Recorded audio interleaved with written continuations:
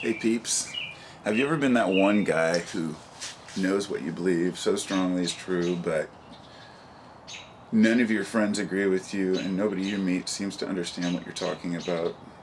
Of course you have. Otherwise you wouldn't be watching my videos. Because you're weird like me, right?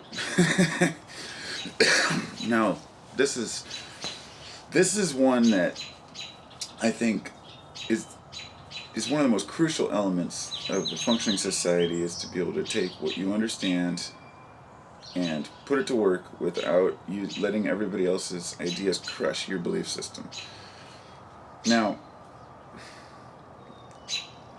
say you got a group of people walking through the desert, and you're lost in the desert with like 5 or 6 people, and you walk by a bunch of manure. You're all freezing your ass off, it's nighttime, and everybody walks by and says, ew, yuck, piles of shit. But the guy at the very end of the team says, hey dude, this is dung, we can light it on fire and keep ourselves warm. It's just the one off the top of my head I could think of, but there's always something more to be seen in something. And while most people may ignore it, the last person may walk by and just say, ooh shit, it's dung too.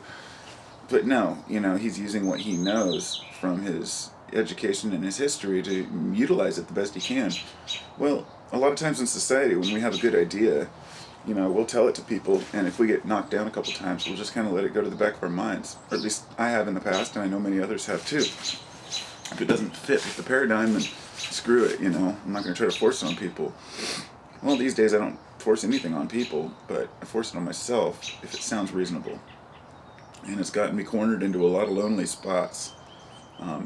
I've turned away from a lot of the fear campaigns, because I understand that it's mankind's attempt at filling this void of confusion with explainable, systematic things that our government is doing to us and that the world is doing to us.